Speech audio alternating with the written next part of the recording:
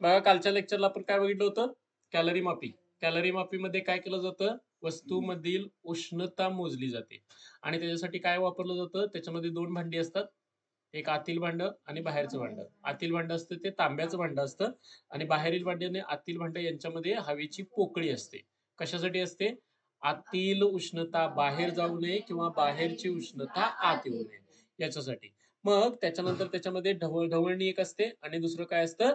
तर तापमापी आपल्याला बघायला मिळते. मग ज्यावेळी तुम्ही एखादी वस्तू त्याच्यामध्ये टाकता, थंड वस्तू जर टाकली तर काय होतं रे? त्या वस्तूचं तापमान वाढतं आणि ती वस्तू काय करते रे? पाण्यातील उष्णता शोषून घेते. आणि जर गरम वस्तू तुम्ही कशामध्ये टाकली?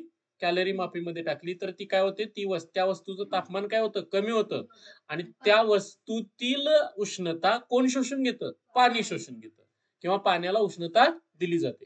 मग या गोष्टीमध्ये जर आपण विचारात घेतलं तर आपण आता काय केलं? भांड्याचं वस्तुमान काय केलं? एमसी. कारण का भांड्यालाच इंग्लिशमध्ये आपण काय म्हणतो? कंटेनर म्हणतो म्हणून ते एमसी आलं. त्याचं तापमान किती? T1. पाण्याचं वस्तुमान एमडब्ल्यू. वॉटर म्हणलं जातं म्हणून एमडब्ल्यू आणि तापमान किती? T1च. वस्तूचे आता हे दोन्हींचे तापमान T1च का? तर दोन्हींचे तापमान T1 असण्याचं कारण काय? स्थिर तापमान. काय म्हटलं जातं त्याला? स्थिर तापमान. वस्तूचं वस्तुमान काय घेतलं? MO. कारण O म्हणजे काय असतं? ऑब्जेक्ट. ऑब्जेक्ट म्हणजे वस्तू आपण म्हणतो आणि त्याचं तापमान TO. जर आता इथं बघा, इथं काय आपल्याला बघायला मिळतंय? जर आपलं वस्तूचं तापमान काय? वस्तूचं तापमान म्हणजे TO हे जर T1 पेक्षा जर मोठं असेल, तर त्यावेळी काय होतं रे? म्हणजेच वस्तू उष्णता पाण्याला देते आणि कॅलरी मापीला देते आणि वस्तूचे तापमान काय व्हायला चालू होतं? कमी व्हायला चालू होतं. आणि TO ची किंमत जर T1 पेक्षा काय असेल? लहान असेल, तर वस्तू उष्णता पाण्याकडून काय करते? घेते आणि वस्तूचं तापमान काय व्हायला चालू होतं? वाढायला चालू होतं. इथं अंतिम तापमान बरोबर कशाने दाखवलं जातं? TF न. त्यालाच आपण फायनल टेम्परेचर म्हणतो म्हणून F वापरलंय. मग आता बघा याच्यानंतर मग आपण काय काढलं रे? वस्तू जर आपण गरम असेल आणि ती पाण्यात टाकली तर काय होणार रे? वस्तूमधली उष्णता कोणाला मिळणार? पाण्याला पण मिळणार आणि कॅलरी मापीला पण मिळणार. म्हणून बघा वस्तूनं दिलेली उष्णता काय म्हणली आपण? QO. ऑब्जेक्ट म्हणून काय आलं? QO. पाण्याने ग्रहण केलेली उष्णता काय आली? QW. आणि कॅलरी मापीनं म्हणजेच काय? भांड्यानं ग्रहण केलेली उष्णता काय आली? QC. याच्यावरून तुम्हाला एक समीकरण काय मिळालं? QO बरोबर QW अधिक QC. मग त्याच्यामध्ये विशिष्ट उष्मा प्रत्येकाची घेतली. वस्तूची विशिष्ट उष्मा CO न दाखवायची. पाण्याची विशिष्ट उष्मा CW न. कॅलरी मापीची विशिष्ट उष्मा CC न दाखवायची. आणि त्यानंतर मग आपण काय बघितलं? की वस्तूचे म्हणजेच वस्तूमध्ये जी आपल्याला उष्णता मिळते त्याचं सूत्र काय तर आहे? वस्तुमान गुणिले विशिष्ट उष्मा गुणिले तापमानातील बदल. म्हणून बघा वस्तूने वस्तूचे वस्तूने दिलेली उष्णता म्हणजे QO बरोबर आपल्याला काय मिळते रे?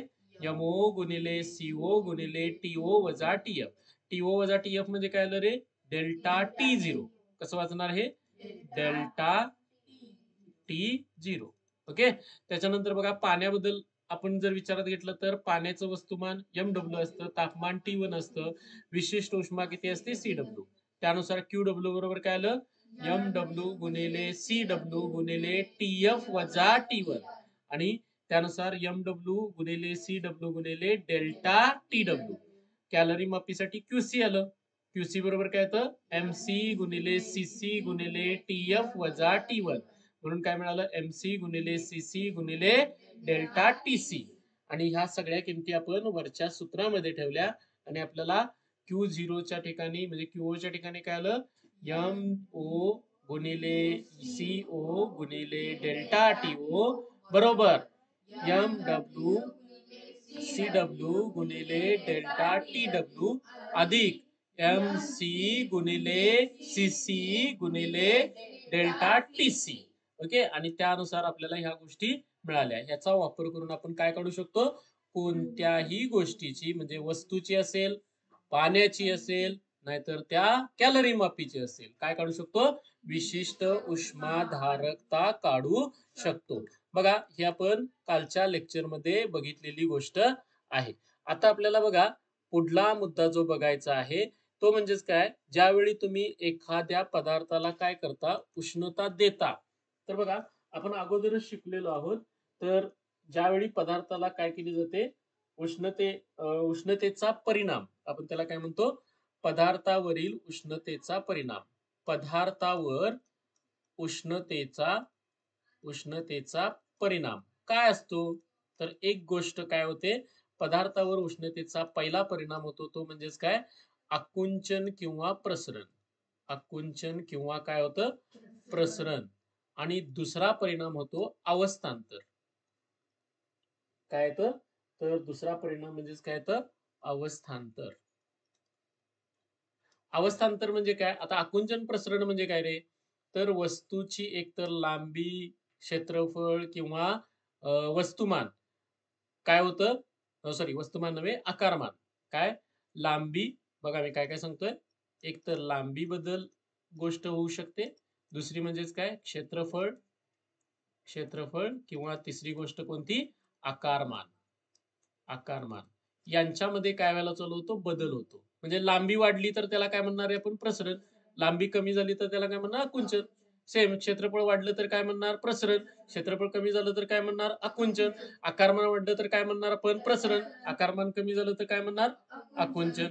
अवस्थांतर जे असतं त्याच्यामध्ये काय होतं, एक तर स्थायूचं रूपांतर कशामध्ये होतं, द्रवात, किंवा द्रवाचं रूपांतर कशामध्ये होतं, स्थायूत, किंवा उलट सुद्धा, सॉरी, द्रवाचं रूपांतर स्थायूत, किंवा आपण काय म्हणू शकतो, द्रवाचं रूपांतर कशामध्ये, वायूमध्ये, किंवा द्रवाचं रूपांतर वायूमध्ये, तसं वायूचं रूपांतर कशामध्ये करू शकतो आपण, द्रवामध्ये. असे वेगवेगळे हे काय झाले सांगा, अवस्था बदलल्या, ह्याला अवस्थांतर म्हणतो आपण. काय म्हणतो, अवस्थांतर. अवस्थांतरण, काय म्हणतो आपल्याला, अवस्थांतरण असं म्हणतो. तर बघा, याच्यामध्ये आपल्याला काय मिळतं, स्थायूचं द्रवात किंवा द्रवाचं वायूत, किंवा असं काय होऊ शकतं, उलट सुलट घडू शकतं. यालाच आपण काय म्हणतो, म्हणजेच पदार्थावरती उष्णतेचा होणारा परिणाम.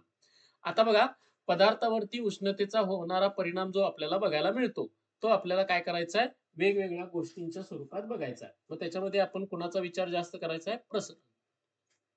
कुणाचा विचार करायचा आहे, प्रसरण. आता प्रसरणामध्ये पहिल्यांदा आपल्याला स्थायूचं प्रसरण विचारात घ्यायचं आहे. कुणाचं, स्थायूचे प्रसरण.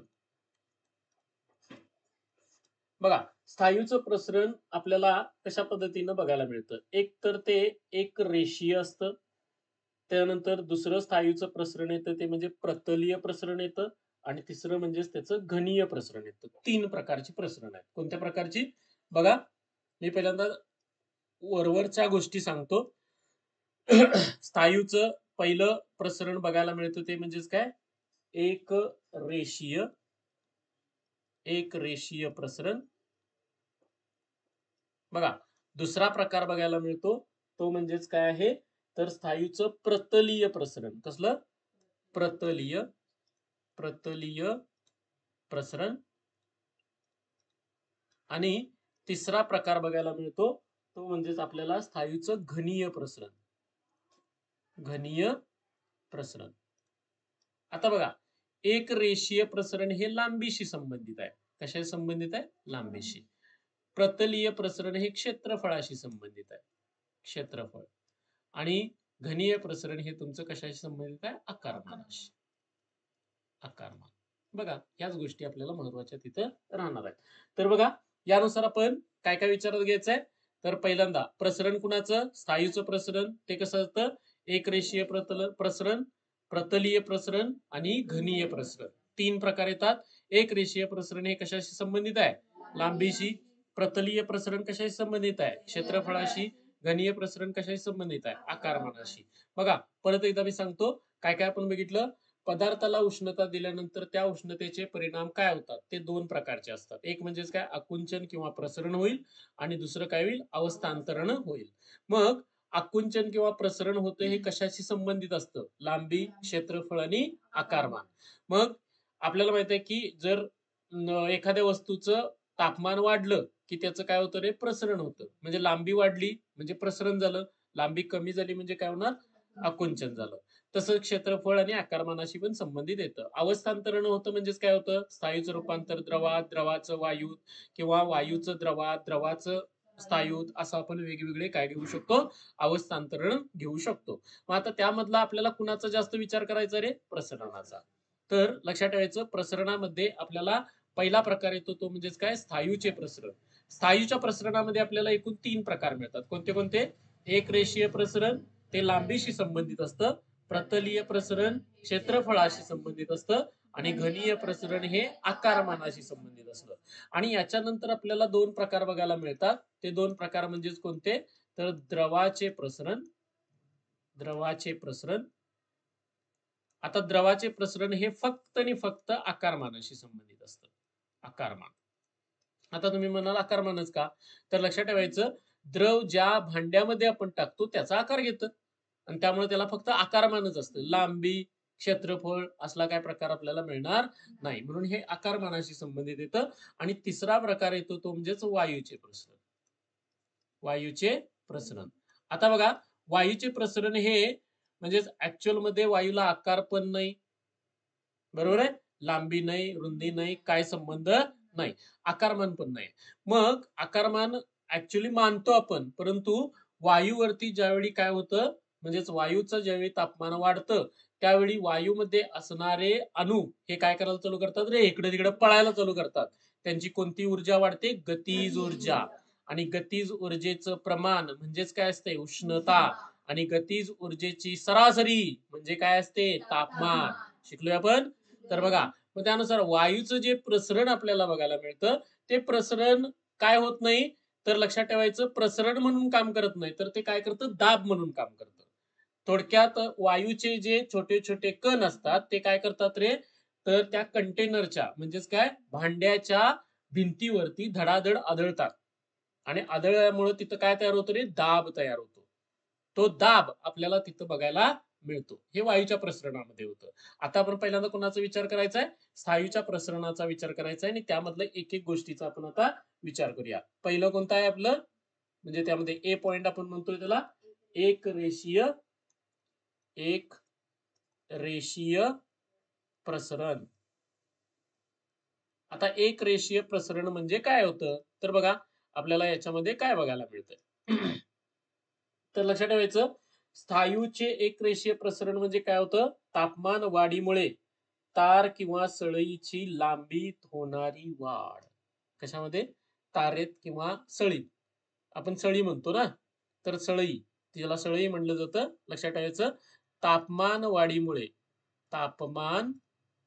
वाढीमुळे वाढीमुळे तार किंवा कसली काय असते? सळई. हे कसलं असणार आहे? धातूचं. बरोबर आहे? तार किंवा सळईच्या लांबीत होणारी वाढ. लांबीत होणारी वाढ म्हणजे काय असते रे? तर एक रेषीय प्रसरण असतं. लांबीत होणारी वाढ म्हणजे एक रेषीय प्रसरण. बघा हे मी मगाशीच सांगून टाकले तुम्हाला. कुठे सांगितले? थोडक्यात. एक रेषीय प्रसरण कशाशी संबंधित असतं? लांबीशी. म्हणजे बघा इथं कुणात वाढ झाली आहे? लांबीत वाढ. कशामुळे झाली आहे? तापमान वाढीमुळे. ह्याच्या उलट पण म्हणू शकतो आपण. कसं? तापमान कमी झाल्यामुळे तार किंवा सळईच्या लांबीत होणारी घट म्हणजे काय असतं? एक रेषीय आकुंचन. काय शब्द होणार त्याला आता? एक रेषीय आकुंचन. आपल्याला प्रसरणाचा विचार करायचा, आकुंचनाचा विचार करायचा नाही. म्हणजे इथं आपल्याला या पद्धतीनं मिळतं. आता बघा समजूया पहिल्यांदा सुरुवातीला L1 बरोबर तारेची लांबी. तारेची लांबी. ठीक आहे? L1 काय आहे? तारेची लांबी. आणि त्यावेळेचं तापमान आपण घेतलं T1. पहिलं तापमान किती आहे? T1. T1 पासून T2 पर्यंत तापमान वाढविले. पर्यंत तापमान वाढविले. वाढ केली आपण म्हणूया. ठीक आहे? थोडक्यात. बघा T1 पासून कुठपर्यंत तापमान वाढवायचं आहे? T2 पर्यंत जर तापमान वाढवलं तर लक्षात ठेवायचं त्याची नवीन लांबी, तारेची नवीन लांबी. तारेचे काय होणार रे? प्रसरण होणार ना? तारेचे प्रसरण होते व नवीन लांबी L2 मिळते. किती मिळते? L2 मिळते. मला सांगा L2 मोठा असणार का L1 मोठा असणार आहे? L2, कारण हे मोठं झालेलं ना. बघा मी थोडक्यात तुम्हाला दाखवतो की समजा ही एक तार आहे. समजा ही एक तार आहे. याची लांबी किती आहे? L1. आणि ह्याला तुम्ही उष्णता दिली. उष्णता दिल्यानंतर काय होतं रे? हिचं प्रसरण होतं. आता प्रसरण झालं म्हणजेच काय होतं रे? अशी थोडीशी लांबी वाढते. म्हणजे नवीन लांबी किती तयार झाली रे तुमची? L2. मग मला सांगा लांबीमध्ये झालेली वाढ कशी काढायची? लांबीमध्ये झालेली वाढ L2 वजा L1. काय मिळणार आपल्याला? L2 वजा L1. म्हणजे बघा सुरुवातीला तुमची लांबी होती 100, आता झाली 110. तर वाढलं किती सांगा? 10 वाढलं. कसं काढलं तुम्ही? 110 मधनं 100. मग तसं L2 वजा काय येणार? L1. ही झाली काय तुमची लांबीमध्ये झालेली वाढ. आता बघा ही लांबीमध्ये झालेली जी वाढ असते ना ती मूळ लांबी आणि तापमानातील बदलाला समानुपाती असते. काय वाक्य आहे बघा? परत एकदा व्यवस्थित ऐका. लांबीमध्ये झालेली वाढ. लांबीमध्ये झालेली वाढ ही मूळ लांबी आणि तापमान बदलाला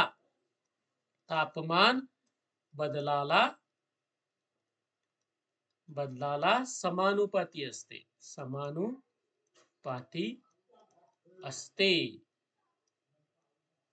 मला सांगा लांबीमध्ये झालेली वाढ आपण आता दाखवली ना? कशी दाखवली? L2 वजा L1. हे कशाला समानुपाती? समानुपातीचे चिन्ह असं, बरोबर ना? समानुपाती कशाला? मूळ लांबीला. मूळ लांबी काय रे? L1. बरोबर. आणि तापमानातील बदल काढायचा आहे आपल्याला. तापमान कुठून कुठपर्यंत वाढवले रे आपण? T1 पासून T2 पर्यंत वाढवले. मग तापमानात झालेली वाढ कशी काढणार रे? T2 वजा T1. T2 वजा काय येणार? T1. म्हणजे बघा मूळ लांबी किती आली? L1. आणि कुणाला? तापमानातील बदल कसा काढायचा? T2 वजा T1. आणि ह्यालाच दाखवायचा डेल्टा टी. कशा दाखवायचा? Delta T. म्हणून इथं काय नाव सांगा? Delta T. आता बघा इथं समानुपाती आहे ना. याच्या अगोदर तुम्ही चलन शिकलेला आहात. तर बघा x हे y शी समचलनात असेल तर x बरोबर आपण कसं लिहितो? k गुणिले y. k काय असतो रे? स्थिरांक. बरोबर. इथं पण आपल्याला तसं मांडायचं आपल्याला, कारण अजून इथं चिन्ह कुठलं आहे?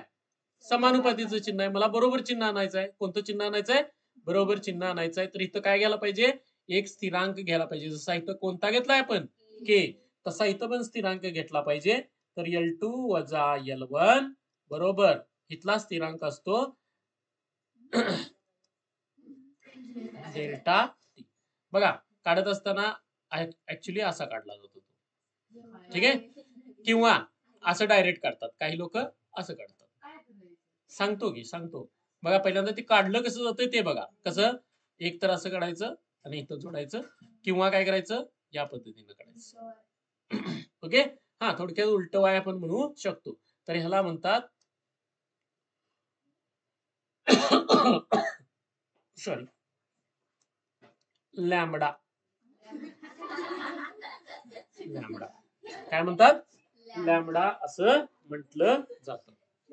लक्षात ठेवा याला काय म्हणायचं? लॅम्बडा म्हणतात. मग आता बघा लक्ष द्या. तर L2 वजा L1 बरोबर काय होतं? लॅम्बडा गुणिले L1 गुणिले डेल्टा टी. ओके. आता बघा हे L1 इथं वजा आहे ना, इकडे गेल्यानंतर काय होणार? अधिक. म्हणजे L2 बरोबर काय मिळेल आपल्याला? L1 अधिक lambda L1 delta T. L1 यातनं सामायिक निघेल. L1 कंसात काय राहणार? 1 अधिक लॅम्बडा डेल्टा टी. बघा L2 बरोबर तुम्हाला सूत्र काय मिळेल? तर हे सूत्र महत्वाचं आहे. L2 बरोबर काय सूत्र येणार? L1 कंसात 1 अधिक लॅम्बडा डेल्टा टी. ओके. आता बघा हे जे आपण काढलंय, तर हे जे आपण काढलेलं आहे लॅम्बडा, ह्या लॅम्बडाला काय म्हटलं जातं? तर लक्षात ठेवायचं की पदार्थाचा एक रेषीय प्रसरणांक. काय म्हणतात? लॅम्बडाला काय म्हणतात? पदार्थाचा एक रेषीय एक रेषीय प्रसरणांक. काय म्हणायचं? लॅम्बडाला काय म्हटलं जातं? पदार्थाचा एक रेषीय प्रसरणांक असं म्हटलं जातं. त्याच्यानंतर बघा, हे आपण मिळवलं. हा, आता लक्ष द्या. अजून आपल्याला याच्यामध्ये काय करायचं आहे? तर आपल्याला ही किंमत मिळाली. परत एकदा मी ती किंमत मांडतो. काय आपण सांगितलं होतं? तर लांबीमध्ये झालेला बदल. लांबीमध्ये झालेला बदल कोणता रे? L2 वजा L1. बरोबर? हा कशाला समानुपाती आलेला होता? मूळ लांबीला. मूळ लांबी कशाला येतो? मूळ लांबी काय येते सांगा? L1. आणि कशाला? तापमानातील बदल म्हणजे डेल्टा टी. बरोबर? आता बघा, इथं तुम्ही काय केलं? एक स्थिरांक घेतला, तो म्हणजे कोणता? लॅम्बडा घेतला.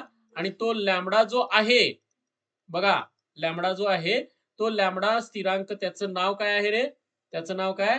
पदार्थाचा एक रेषीय प्रसरणांक असं आपण म्हणतो. आता तो पदार्थाचा एक रेषीय प्रसरणांक आपण जर इथं घेतला, बघा, पदार्थाचा एक रेषीय प्रसरणांक घेतला, तर या लॅम्बडाची किंमत तयार करूया. लॅम्बडा बरोबर काय येणार? हे इथं गुणिले आहे, इकडे गेल्यानंतर काय होणार? भागिले. म्हणजे काय मिळणार आपल्याला? L2 वजा L1 भागिले L1 गुणिले डेल्टा टी. बघा, आणि हे जे आपल्याला मिळतं ना प्रसरणांक, एकक लांबीच्या सळईचे तापमान एककाने वाढविल्यावर तिच्या लांबीत होणारा बदल. बघा काय काय सांगितलं? एकक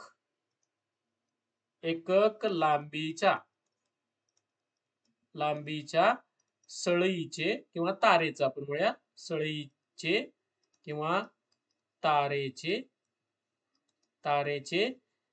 तापमान काय करायचं?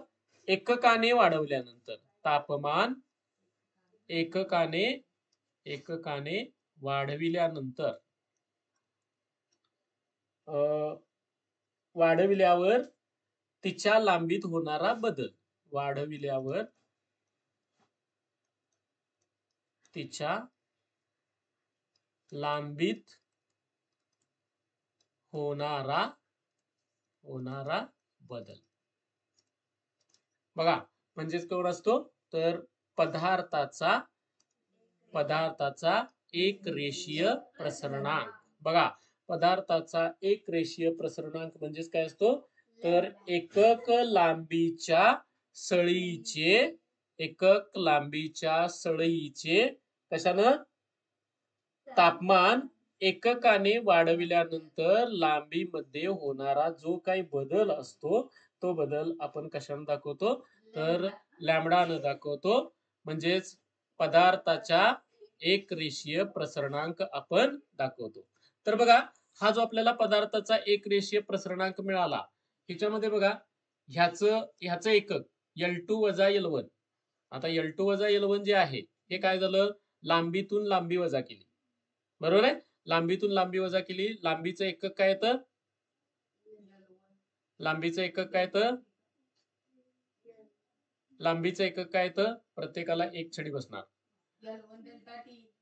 लांबीचं एकक काय मिळतं आपल्याला? प्रत्येकाला एक छडी बसणार आहे.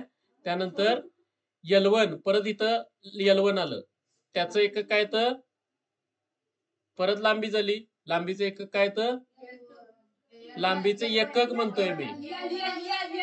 लांबीचं एकक मला पाहिजे, चुकलेलं आहे, तुम्हाला अनेक छडी बसेल. डेल्टा टी म्हणजे काय आलं? तापमान. तापमानाचं एकक काय येतं?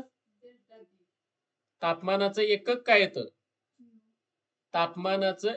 काय येतं? 2-2 छड्या प्रत्येकाच्या होतील. आता मी सांगतोय, L2 वजा L1 म्हणजे लांबीमधून लांबी जर वजा केली तर लांबीचं एकक येतं मीटर, भागिले परत लांबीचं एकक काय येणार आहे? मीटर. आणि डेल्टा टी म्हणजे तापमानाचं एकक येणार आहे डिग्री सेंटीग्रेड. आणि त्यामुळे काय होणार? मीटरला मीटर गेलं, लॅम्बडाचं एकक काय मिळालं? 1 डिग्री सेंटीग्रेड. 1 degree centigrade. हे आपल्याला काय मिळालं? एकक मिळालेलं आहे. बघा काय मिळालं आपल्याला? तर परत एकदा सांगतोय, आपण एकेरी प्रसरण विचारात घेतोय. एकेरी प्रसरणामध्ये आपण काय करतो? तापमान वाढीमुळे काय होतं रे? लांबीमध्ये जी वाढ होते त्याला काय म्हणलं जातं? एकेरी प्रसरण असं म्हणतात. जर L1 बरोबर काय बघा? तारेची लांबी आहे. T1 पासून T2 पर्यंत आपण काय केलं, तापमान वाढ केली.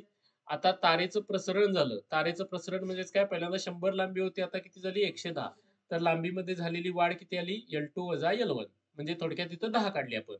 तसं आता बघा आपल्याला त्याच्या पुढलं काय मिळालं, जे काय बदल होतो, लांबीमध्ये झालेली वाढ जी असते, ती मूळ लांबी आणि तापमानातील बदलाला कशी असते रे, समानुपाती. मग लांबीमध्ये झालेली वाढ कशी दाखवायची, L2 - L1. ती कशाला समानुपाती येणार, L1 आणि डेल्टा टी ला समानुपाती येणार. आता हे जे समानुपाती आपल्याला मिळालं, समानुपाती चिन्ह घालवायचं आहे. आपल्याला माहित आहे x समानुपाती जर y असेल तर आपण काय करतो, एक स्थिरांक घेतो. तसा इथे एक स्थिरांक आला, तो म्हणजे कोणाला, लॅम्बडा आला. आता हा लॅम्बडा ज्यावेळी घेतला त्याच्यानंतर त्या लॅम्बडाला काय म्हणलं जातं रे, पदार्थाचा एक रेषीय प्रसरणांक असं म्हणतात. आणि त्याची किंमत आपण तयार केली. त्याची किंमत कशी मिळाली आपल्याला बघा, लॅम्बडा बरोबर L2 - L1 भागिले काय आलं, L1 गुणिले डेल्टा टी. आता मी लांबी वजा लांबी, त्याचं एकक विचारलं होतं. एकक काय होतंय, मीटर. त्यानंतर इथं लांबी आहे, त्याचं एकक काय होतंय, मीटर. आणि इथं तापमान आहे, त्याचं काय एकक काय होतंय, डिग्री सेंटीग्रेड. 1/डिग्री सेंटीग्रेड हे कुणाचं एकक येतं, लॅम्बडाचं. आणि लॅम्बडा म्हणजेच कोण, पदार्थाचा एक रेषीय प्रसरणांक असतो. आणि त्याची आपण म्हणजेच किंमत किंवा त्याचा आपण व्याख्या कशी करतो, एकक लांबीच्या तारेचे तापमान एककाने वाढविल्यानंतर लांबीत होणारा बदल. लांबीत होणारा बदल म्हणजेच काय असतं, लॅम्बडानं दाखविला जातो. त्याच्यानंतर येतं आपल्याला दुसरं जे आहे ते कसलं आहे सांगा, प्रतलीय प्रसरण. ओके, ते कुणाशी संबंधित असतं, म्हणून मगाशी सांगितलंय मी, क्षेत्रफळाशी. आता आपल्याला तेच बघायचं आहे. काय मिळेल आपल्याला, प्रतलीय प्रसरणाचा विचार आपण करणार आहोत. दुसरं आपल्याला मिळेल कोणतं, बी म्हणतो आपण त्याला, काय म्हणतो, स्थायूचे प्रतलीय प्रसरण. स्थायूचे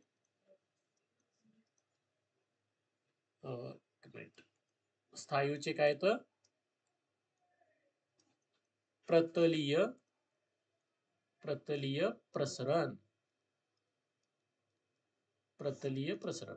आता बघा, स्थायूचं प्रतलीय प्रसरण जर तुम्हाला काढायचं असेल तर साधी गोष्ट आहे. आता जसं आपण मगाशी व्याख्या केली बघा, स्थायूचे एक रेषीय प्रसरणाप्रमाणेच, एक रेषीय प्रसरण म्हणजे काय रे, लांबीमध्ये होणारी वाढ.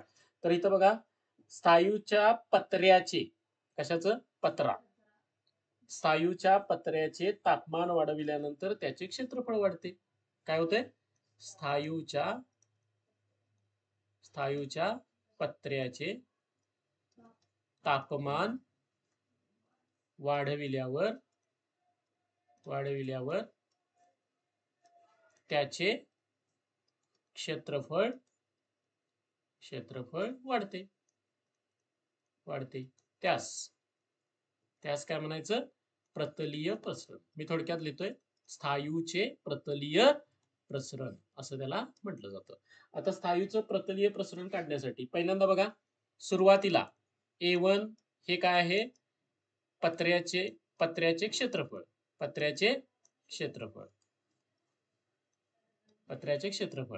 T1 पासून T2 पर्यंत तापमान वाढविले. काय केलं, वाढविले. बघा, T1 पासून T2 पर्यंत तापमान वाढविले. म्हणजेच थोडक्यात आपल्याला तापमानातील वाढ किती येणार आहे, T2 - T1, त्यालाच आपण काय म्हणतो, डेल्टा टी. पत्र्याचं क्षेत्रफळ. आता बघा, तापमान वाढवले की काय वाढतंय रे, क्षेत्रफळ वाढतंय. म्हणून नवीन वाढलेले क्षेत्रफळ बरोबर किती येणार सांगा, A2. मग आता मला सांगा, नवीन क्षेत्रफळ म्हणूया, फक्त वाढलेलं नाही, नवीन क्षेत्रफळ. प्रसरणानंतर नवीन क्षेत्रफळ आपण म्हणतो त्याला. नवीन क्षेत्रफळ किती, A2. मग वाढलेले क्षेत्रफळ किती, वाढलेले क्षेत्रफळ बरोबर काय ना, A2 - A1. ओके, आता बघा, A2 - A1 आपल्याला मिळालं. तर आता मगाच्यासारखंच वाढलेले क्षेत्रफळ, परत इथं मी वाक्य काय लिहितोय, वाढलेले क्षेत्रफळ हे मूळ क्षेत्रफळाशी आणि तापमान बदलाशी तापमान बदलाशी बदलाशी कसं असतं समानुपाती. बघा वाक्य तीच आहे, समानुपाती असते. वाक्य तीच आहेत का? बघा बदल काय नाही केलेला. काय केलं होतं मगाशी? तापमान वाढीमुळे कशामध्ये बदल झाला? लांबीमध्ये बदल झाला किंवा लांबीमध्ये वाढ झाली, त्याला काय म्हटलं जात होतं? एक रेषीय प्रसरण. त्यावेळी बघा तारेची लांबी काय घेतली? L1. T1 पासून T2 पर्यंत तापमान वाढ झाली, तारेचं प्रसरण होतं आणि नवीन लांबी किती मिळाली आपल्याला? L2 मिळाली. तो वाढलेली लांबी कशी काढली? L2 वजा L1. त्याच्यानंतर आपण काय घेतलं? तर इथं लांबीतील वाढ आहे का? लांबीमधील वाढ ही मूळ लांबीला आणि तापमान बदलाला कशी असते? समानुपाती. आता इथं वाक्य तेच आहे का बघा रे? वाढलेले क्षेत्रफळ हे मूळ क्षेत्रफळाशी आणि तापमान बदलाशी कसं असतं? समानुपाती असतं. मग मला सांगा वाढलेले क्षेत्रफळ कसं काढले आपण? A2 वजा A1. कशाला समानुपाती? मूळ क्षेत्रफळ कोणतं येणार? A1 बरोबर का? मूळ क्षेत्रफळ बरोबर काय येणार? A1. आणि त्याच्यानंतर त्याला गुणिले काय होणार? तापमानातील बदल काय ना? डेल्टा टी आहे ना? डेल्टा टी हा तापमानातील बदल. आता बघा परत इथं समानुपाती आहे. परत मगासारखं x समानुपाती जर y असेल तर x बरोबर काय घेतो आपण? k हा स्थिरांक घेतो आणि y लिहितो. इथं पण एक स्थिरांक घेतला जातो. A2 वजा A1 बरोबर काय करायचं? बघा 6 सारखं काढायचं, परंतु हे 6 वरती इकडे ओढायचं आणि त्याला काय करायचं? तर A1 गुणिले डेल्टा टी. आता बघा हे जे चिन्ह आहे याला म्हणतात सिग्मा. काय म्हणतात? सिग्मा.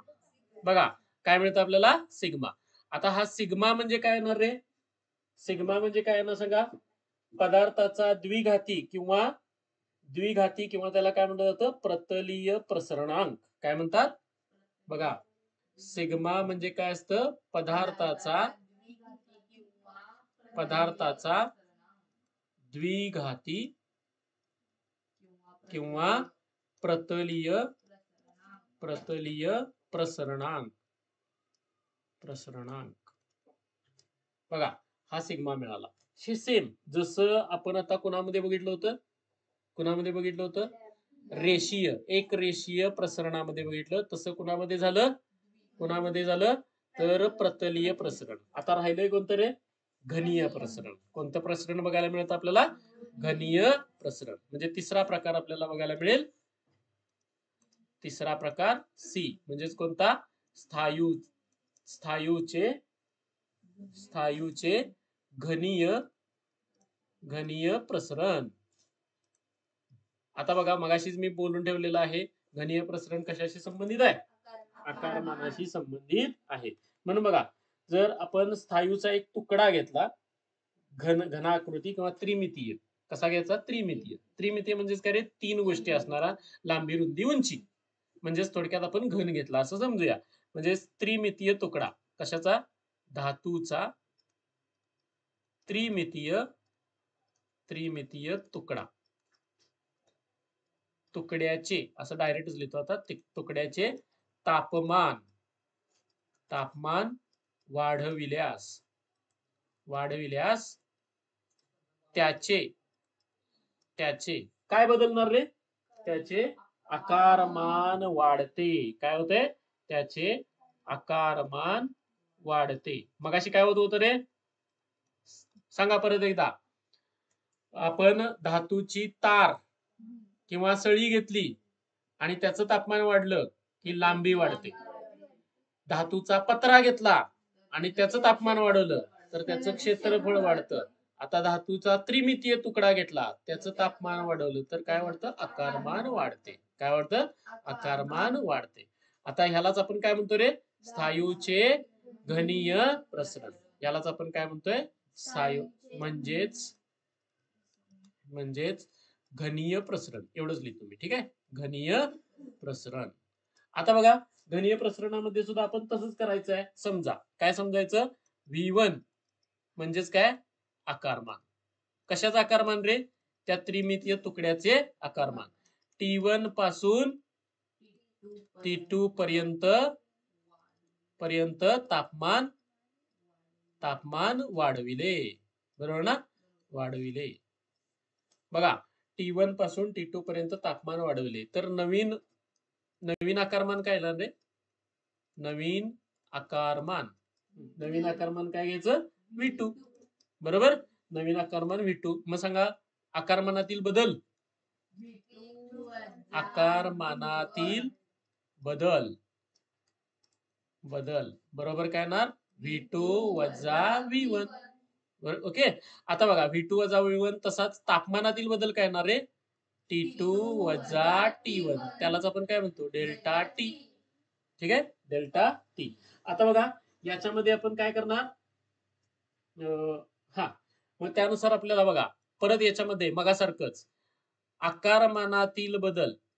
आकारमानातील बदल. बदल हा मूळ आकारमान. मूळ आकारमान व मूळ आकारमान व तापमान बदलाला.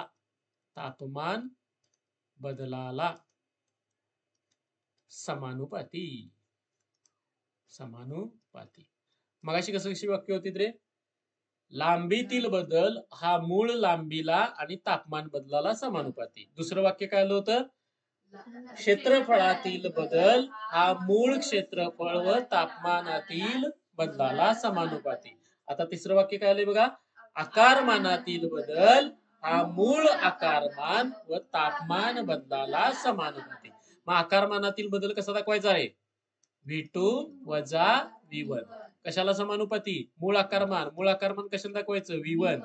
आणि तापमानातील बदल काय? Delta T. ओके. आता हे जर आपल्याला काय करायचं असेल परत V2 वजा V1 समानुपाती कशाला आलं? V1 गुणिले डेल्टा T. मग आपल्याला माहित आहे x जर y ला समचलनात असेल तर x बरोबर काय लिहिलं जातं? ky. k हा स्थिर आहे तो तसा इथं पण आपल्याला एक स्थिरांक घ्यावा लागतो आणि तो स्थिरांक म्हणजेच काय? बीटा. काय तो? बीटा. हे जे चिन्ह आहे ह्याला काय म्हणतात? बीटा असं म्हणतात.